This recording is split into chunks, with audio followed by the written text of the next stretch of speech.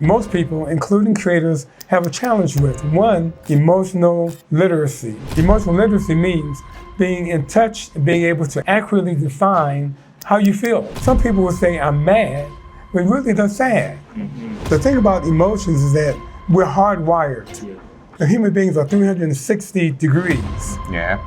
So all of the positive, beautiful things we can imagine, that we can experience, well, all of that is in us, as well as all of the ugly, evil, mean things is in us too. You've lived in the US, now you're moving into Rwanda. How do you see cultural, context in shaping the ways, creatives, their experience, and then how they express their mental health struggles? We have to be willing to be honest about the history and to know the good, the bad, and the ugly. Being colonized and being enslaved for the last 500 years represent a grain of sand in this arid desert. One of the things that we've seen with creatives is that they lie a lot. Why do we lie? Because we don't just get in touch with reality. Sometimes we are being burnt out. When a client checks in and say, is it okay to take on this gig? We said, yes, we are okay. So we have to understand that the totality, the good, the bad, and the ugly in our creativity. Knowing that we are only limited by our own imagination. We're not limited by other people's imagination and what they think that we can do. I need to say that again. We are only limited by our own imagination, not other people's imagination. Creatives, creators, have that in your note. Hello, everyone. Welcome back to another episode of the Kingly Podcast. This is happening live in Kigali, Rwanda, right? And you can see I have my friend, a returning guest on this podcast, Wale Akinmoladun, and he will be a co-host with me today, okay? And then we have a special guest, all right? Dr. Anthony Young is a seasoned professional, a psychologist, right, with over 48 years of experience. Guys, I'm not joking. We somehow met by way of serendipity. We met yesterday here in Kigali, and then Dr. Young just he's moving to Rwanda from the US. Anyway, he has something to just share with us, and you get to know about him as we proceed in these episodes. Okay, so Dr. Anthony, it's so nice to have you on this podcast, and our listener want to hear from you. We want to know you. So can we meet you? Yes, very pleased to meet you also. I've been in the field of psychology for about now 50 years, and it's been very exciting. I just moved here from Colorado in the United States, where I worked for a number of years in mental health centers and prisons, with the courts, in private practice. I taught at the university as an adjunct professor for about 26 years. So I have a lot to share with you that I hope your audience can benefit from. Yeah. Awesome. Pleased to meet you again. All right, so the subject we're considering today is creative and their mental health. As a professional in this field, we believe, I personally as a creative, growing up as a creative and practicing, as a creative, I so much believe that this subject matter, it's something prevalent, how people dealing with it, and we believe that we don't have enough awareness, on how we deal with it, to live wholesomely, basically, and deliver in our different, field of work, basically. So today we have a few questions for you to speak to them based on your experience, and we'll be able to have some things to note down, and we can live, from there. All right, so we go right into those questions. Yeah. Okay. So speaking to the creative mind and mental awareness, in your experience as a professional, what makes the mind of a creative person, powerful and sometimes more vulnerable to mental health challenges? Well, first let me say that when we think about mental health or mental wellness is what I like to say, because mental wellness exists on a continuum. On one extreme, we have people who are, as Spike Lee would say, they're more better. You can only get more better, you're at the top of your game. And on the other extreme, we have people who are out of contact with reality. They're what we would call psychotic, in the middle is where most of us exist. We're right in the middle. We're not on either extreme. But when life happens to us, it can push us to one extreme or the other. But most of us stay right here where our equilibrium is, right in the middle. Yeah. And all based upon the stresses of life, we might find that we might get married, we might get divorced, we might have relationships, we might break up, we might have new jobs, we might relocate. All of those are stressors that can push us to either extreme. So our challenge is to maintain our mental wellness and our balance. Now with creators tend to be more sensitive, more in touch with their surroundings. Yeah. And also, many creators are quite introspective. So you might find yourself being impacted more by what's happening in your environment. And then sometimes you might, in fact, create your own universe by how you think, because our thoughts actually create our universe.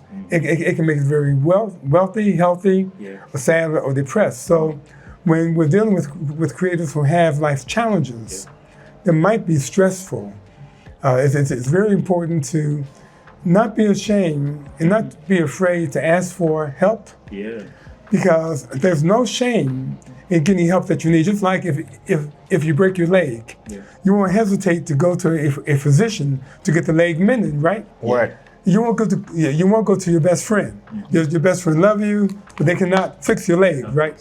And the same thing when it comes down to our mental wellness. Sometimes we're into situations, particularly as creators, who might be reluctant to seek help, to really take the step to get some professional help from people who are trained to address the mental wellness issues that we have, or as some people call the mental health issues.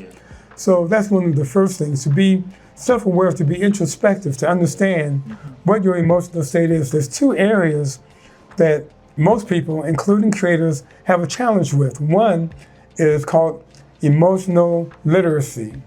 Emotional literacy means being in touch and being able to accurately define how you feel. Some people will say, I'm mad, but really they're sad. So we have to be able to accurately label our emotional state. If we don't do that, if you're talking with a friend or a family member and they're asking, well, what's going on with you? I see there's, you seem to be upset about something. And you say to them, oh, I'm fine. I'm fine. And that's a lie. That's right. That's a general lie people Right? How are you doing? I'm fine.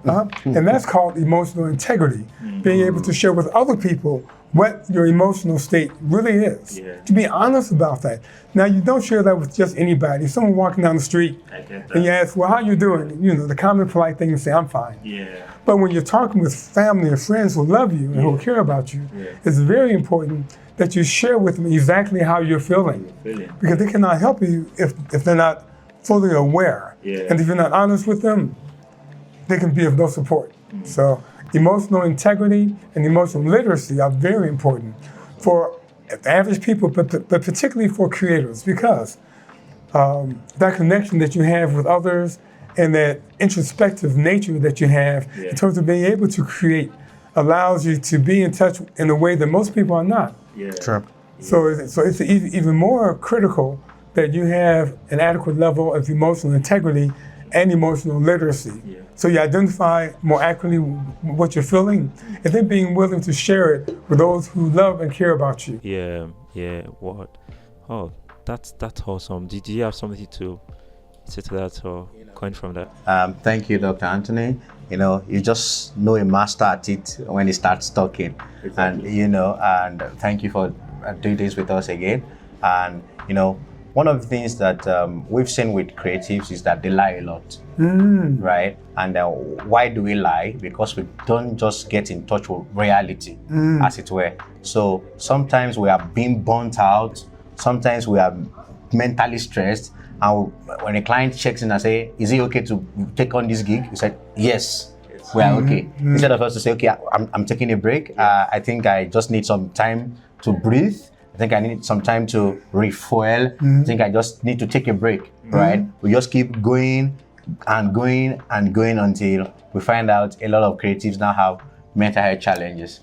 Yes. And that's a good opening. Thank you so much, sir. Yeah, that's so key, right? Thank you for what you shared. Thank you so much. All right. So the other question, or the next question we have, it's around the cultural and environmental influence, right, on the mental health. So you've lived in the US, right, and now you're moving into Rwanda.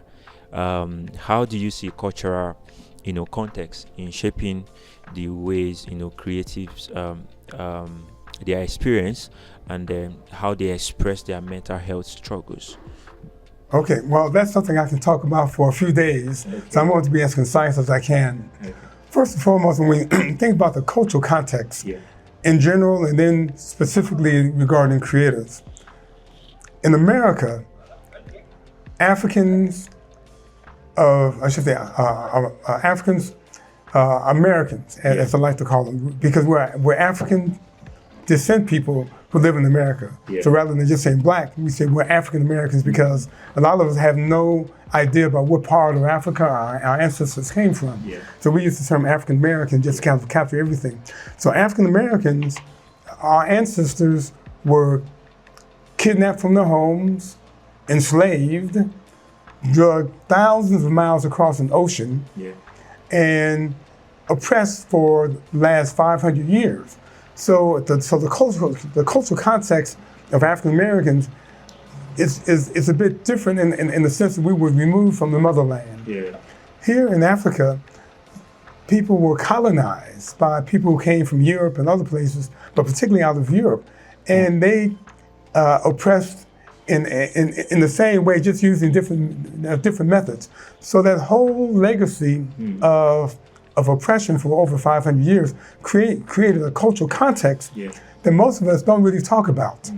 But yet we know that there's a lot of pain and trauma in that we have yet to really have an honest discussion about. So going back to my earlier comment about emotional literacy, being able to identify, that's part of our history. It's not all that we are, but also about emotional integrity.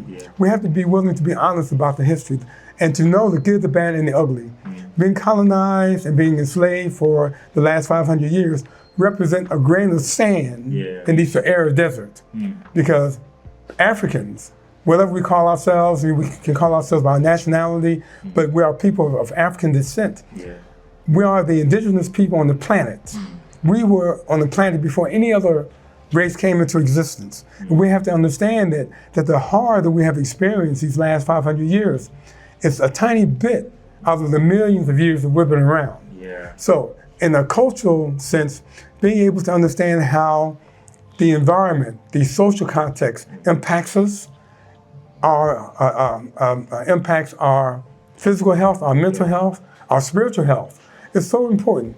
Now, let's take one step closer, and when we look at how creatives are impacted by the culture, how let me ask this question of the audience: how do you think this legacy of being the first people on the planet, being the people who created civilizations and science and math and all of the wonderful disciplines that we have, how do you put that in the context where we understand that as well as the last 500 years? So from a mental wellness perspective, we have to be able to understand that the trauma that we have experienced as a people is a small part of who we are. It's an important part that we have to address, but it's only a small piece.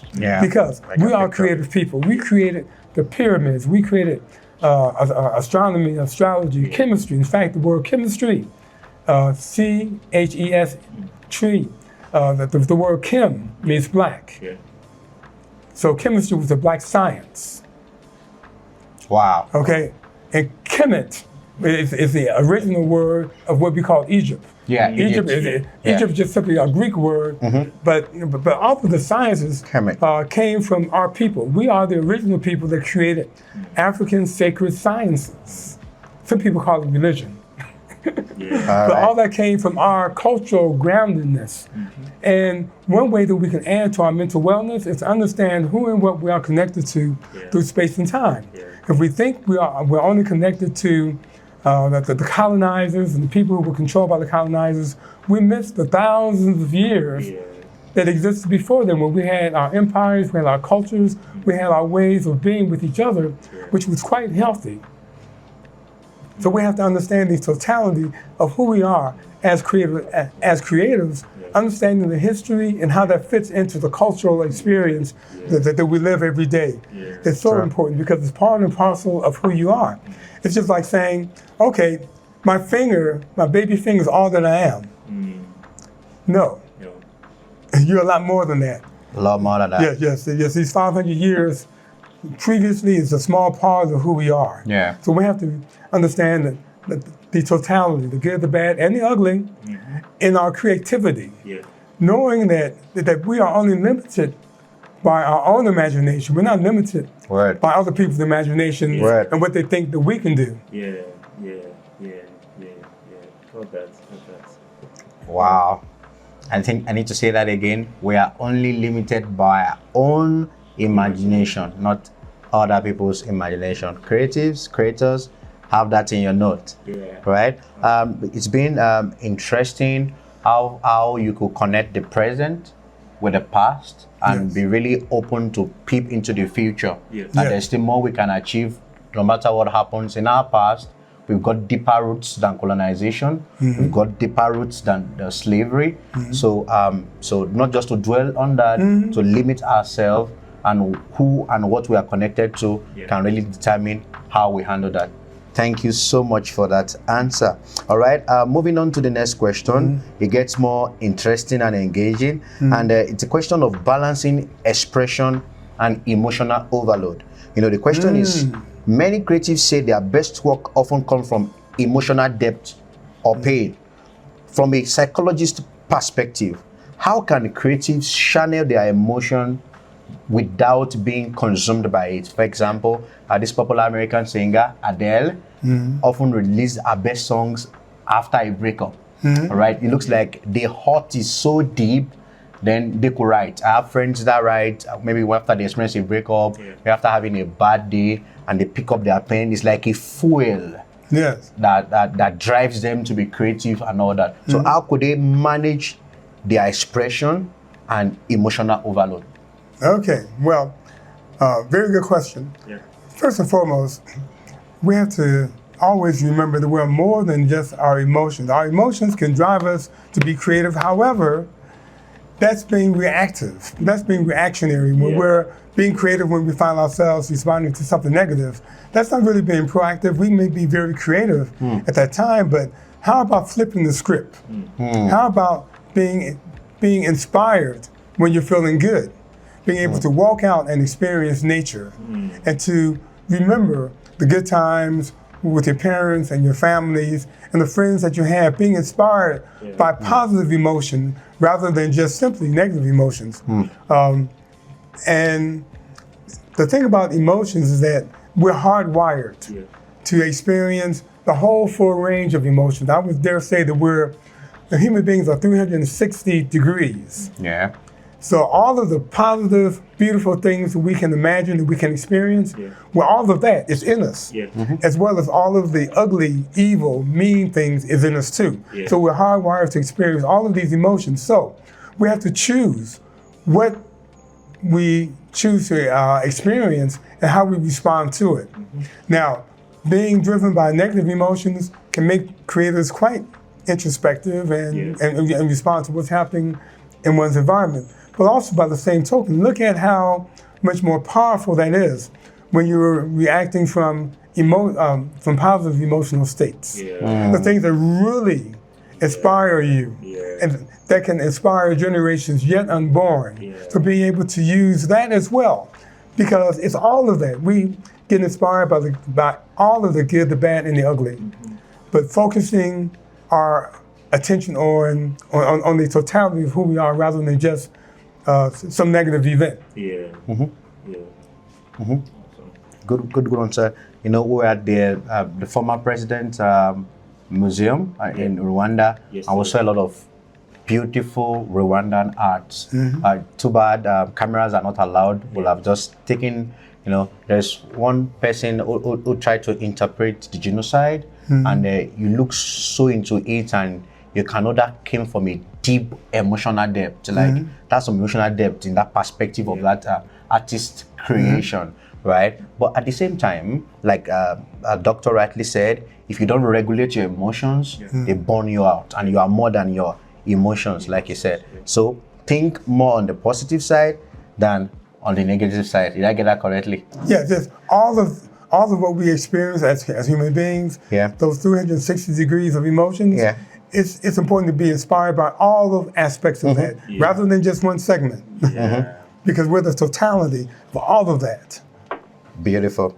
Thank you so much, sir. And you know, myself and Israel, when we were on the plane, we were talking about practical things he's done this year, taking a walk, because that's leading to my next question, taking a walk, exercising, you know, putting some physical activity to work. You know, sometimes this kind of job we do, we have a lot of sedentary lifestyle, you know, artists that create, people that write songs and all that. So leading to the next question, what practical self-care can you recommend for creatives? You know, if you could give 3 practical mental wellness habits every creative person should practice regularly, what would they be? Okay, well, first and foremost, you are what you eat. Garbage in, garbage out. Word.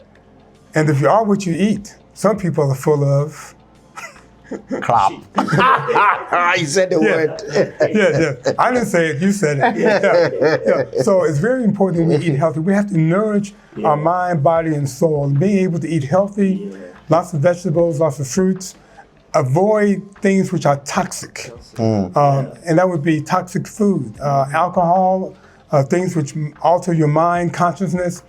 Avoid that as much as possible, because toxins poison the body. The other thing is that we have to exercise. We have to be sure to not just keep proper nutrition, but we also have to make sure that we're keeping our temple, our body in good physical shape. So, and it doesn't mean to do anything extreme. None of us have to go out and do weightlifting, but we should walk. We should be very mindful about walking up steps rather than taking elevators. We have to be very mindful about just staying physically active in some consistent way. This way you maintain good muscle tone.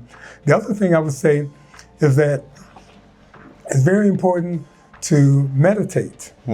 Meditation is very important. Some people meditate a certain time of day. There's lots of meditation exercises on YouTube even. You can find a lot of different techniques that can actually work for you. But the other thing is being able to pray. We are a spiritual people. And I say we, as Africans, we are a spiritual people. We may not necessarily be religious, but we are a spiritual people. And that spirituality talks about our connectedness with our Creator, with our God, whatever word we use for that. All depending upon our culture and our language, we use different words to talk about the divine. So that connectedness that we have spiritually is so important. From a religious vantage point, how we practice our connection with each other in temples and in mosques and in churches, very important. But we have to be very mindful that some people are very, very wounded. We are wounded as a people because of having been colonized and then just being human beings. You know, we have a hard time sometimes just even connecting with each other because of our own damage that we've experienced. So being able to be aware of that and to understand that even within the church, well, some people may go there for healing. There's a lot of damaged people in church. And that's a good place for them to be, to also get some healing. So we have to be very mindful of the fact that we have to be more concerned about our mental, physical, and spiritual well-being on all levels. So when we're in churches and in the temples and in the mosques, there are people who have experienced church hurt and mosque hurt or temple hurt. You know, they've been hurt by people who they trusted within those environments. And I would dare say with any religion, any faith, we should not make the mistake of equating the religion with the person, with the imam or the priest or pastor or what have you. Look at the religion for what it is, but understand that when we look at even Islam or Christianity, a lot of what we experience these days, it is the colonist version of the religion. It's not the original African. Because both Christianity and Islam have African roots. And when you understand the history, you understand how that can make us strong, but how the colonizers came in, the colonizers and the enslavers came in and actually injected their culture into our faith. So we have to separate that out. That's why when we look at religion from a cultural vantage point, there's something wrong with having a white picture of Jesus. When Jesus was born in Africa, Israel is part of Africa. Some people say it's the Middle East, it's Northeast Africa. But some people get all confused, then they buy into the lie of the European images of Jesus Christ. So we have to decolonize our mind. We have to decolonize our religions. We have to decolonize our spirit so we can really connect with our Creator and with each other in a way that is not infected by the mentality and the values of those people who colonized Africa and enslaved Africans in America. Beautiful. Oh wow, that's a lot to take in, really. A whole lot. Wow. Thank you so much, Doctor, for all you've shared, right? And I think that self-care is needed for us to have a more sane society. One of the things we're discussing since we've arrived in Rwanda is that looking at walk through the city, moving around, and coming from Nigeria down to Rwanda, and we're trying to taking in everything around how the civilization has happened, how the improvement in their culture and everything, the environment, and we feel like, okay, this takes a lot of the right leadership, and all that, to be able to put all the structure in place. And then if you see if I'm not whole, I won't be able to produce an environment that is whole, and in that sense it won't bring wholeness that you also can share. It's going to affect you, it's going to affect him, it's going to affect everybody, and that's what brings about the kind of society we have, right? So that's something I just connected to the kind of environment we are in as Rwanda. Like, the changes we've seen over the years. Yes, we know the genocide has happened, but we've seen the change that happened, over the years, and everybody can come to Rwanda and experience the kind of environment we have. So that's just something I want to take, out from there. Thank you so much for sharing from your experiences with us, right? I think the last questions, or if you have, but before I go into that, so I just want to speak to our listeners. At this point, this is a point for you. If you haven't subscribed to this page, I think you should subscribe, like this video, you can comment, and then it's a good place for you to also share with a friend, right? Thank you for doing so. All right, back to the conversation. All right, faith, identity, and healing. Many African creatives, especially in faith spaces, struggle to reconcile their spirituality and mental health conversation. Yes. So how can faith and professional mental health care coexist in a healthy way? When some people, like in Nigeria, we like deliverance a lot, and we are Christians. Someone needs to talk to a psychologist. We say we want to deliver him. Some people actually need therapy. They need to have honest conversations, really open up themselves to someone they can trust, someone who has a license, trained to do so, and help them go through a process, maybe a trauma, maybe grief, whatever it is that has destabilized their mental health. So how can religion and mental health practices coexist in a very healthy way? Excellent question. Well, first, let me say that I'm a past national president of the Association of Black Psychologists. So wow. We actually addressed this issue with the faith-based community. And one of the challenges we had for years was how to interact with the churches and the mosques, and to penetrate those institutions in such a way that we would be of service to the faith-based community. We had to sit down with many ministers and explain to them that our training is in mental health. We're not ministers, so our training is not religion, but the churches have members of their congregations that really need mental health services And the pastors themselves oftentimes think that they can handle all of these challenges when their training is religion or theology.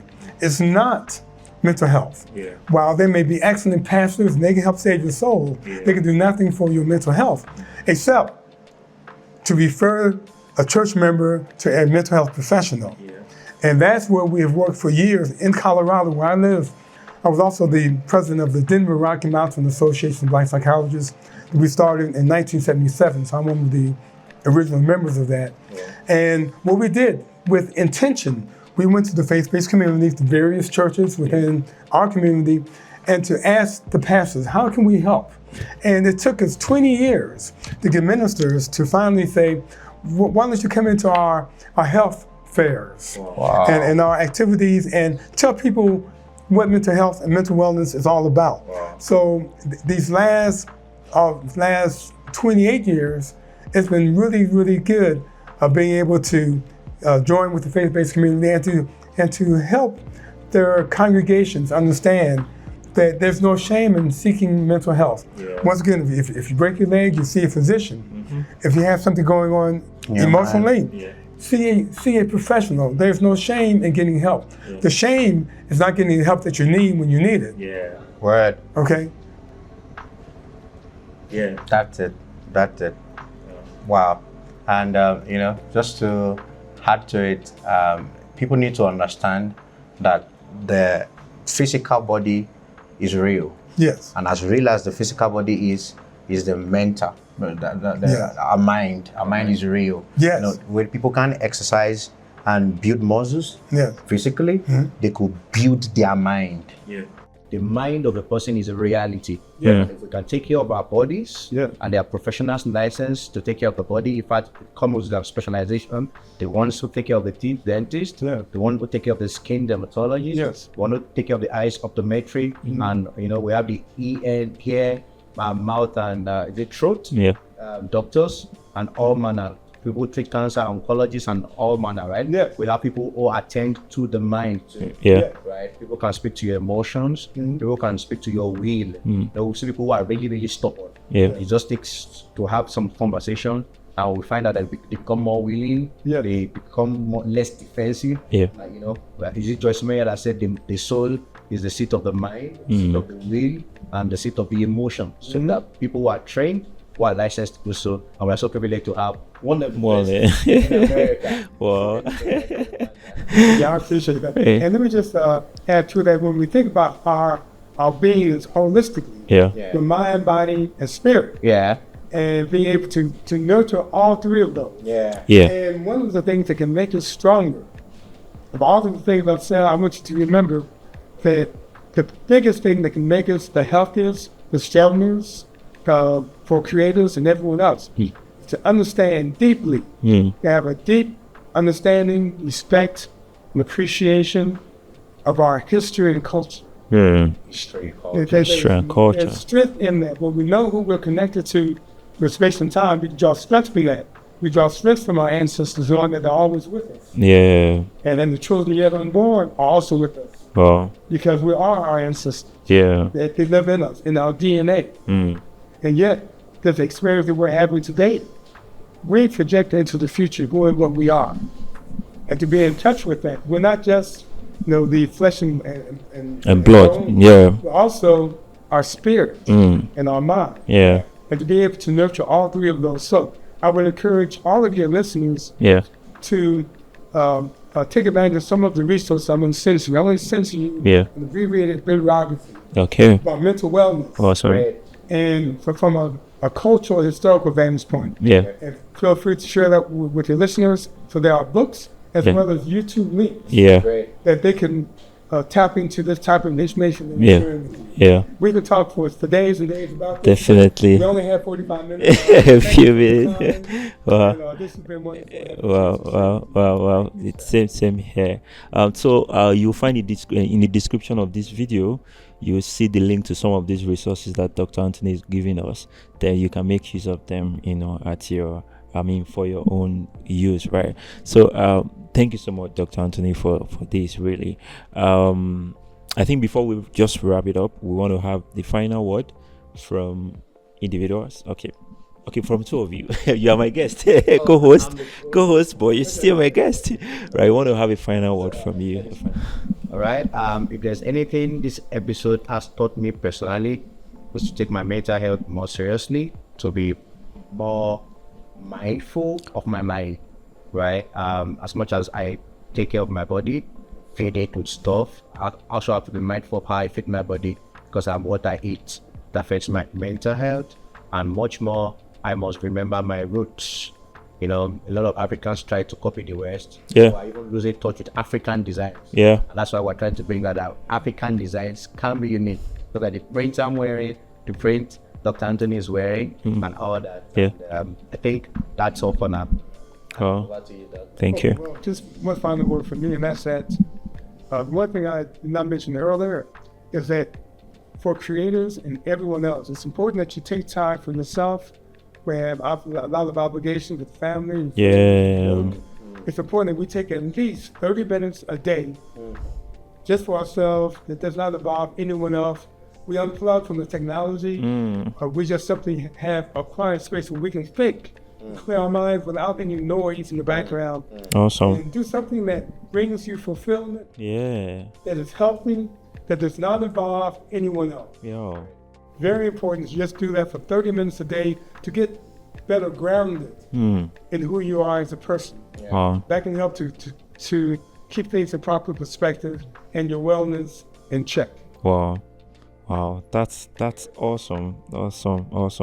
Thank you so much, Dr. Anthony, for this. Really, guys, it's a lot to take in. It's a lot, and like we rightly said, there are resources we will be providing, and we really hope there could be another moment. You don't know, maybe when we're back to Rwanda again, we can have more time with you, or we don't know. It can be another, session where we have this, or further.